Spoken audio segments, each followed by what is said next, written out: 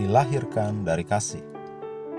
Kasih itu panjang sabar dan baik hati, tidak pernah iri atau meluap dengan cemburu, tidak memegahkan diri dan tidak sombong, tidak menampilkan dirinya dengan angkuh.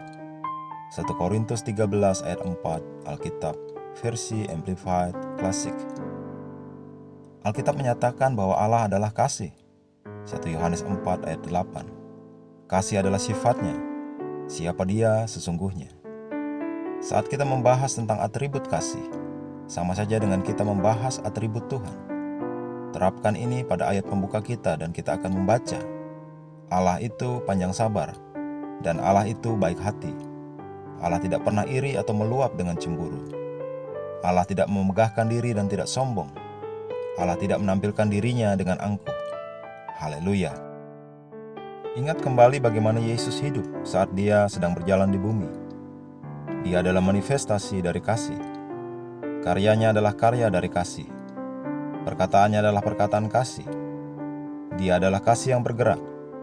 Yesus di Galilea adalah pernyataan kasih di jalan-jalan Galilea.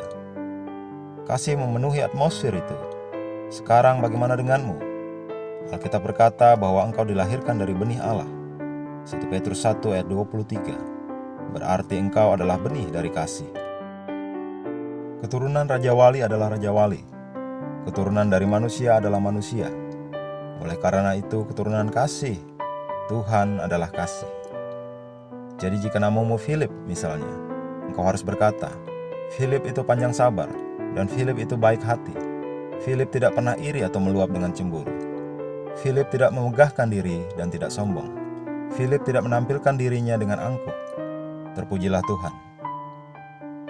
Firman Tuhan menunjukkan siapa kita. Ia adalah cermin. Saat engkau sedang bercermin, jangan lupa bagaimana rupamu. Sabar, murah hati, pengertian, penuh kasih dan rendah hati. Jika kesombongan atau kebencian mulai muncul darimu, tolak dan deklarasikan, aku tidak sombong, aku rendah hati, aku penuh kasih seperti Yesus yang penuh kasih. Aku hidup dalam namanya, karenanya aku berjalan dan bertindak seperti dia.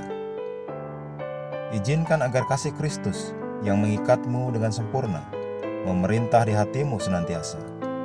Ekspresikan sepenuhnya sifat kasih Allah dalam rohmu, dan pancarkan keindahan dan kemuliaan surga kepada duniamu.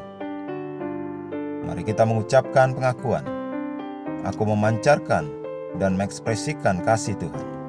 Dan dengan kerendahan hati, kelembutan dan kesabaran, aku berhubungan dengan sesama dengan penuh kasih karunia, mengekspresikan sepenuhnya keindahan dan kemuliaan surga bagi duniaku. Aku tidak iri hati, memegahkan diri, sombong atau angkuh, melainkan menolong dan baik hati, karena kasih Tuhan memenuhi hatiku sepenuhnya oleh Roh Kudus. Haleluya.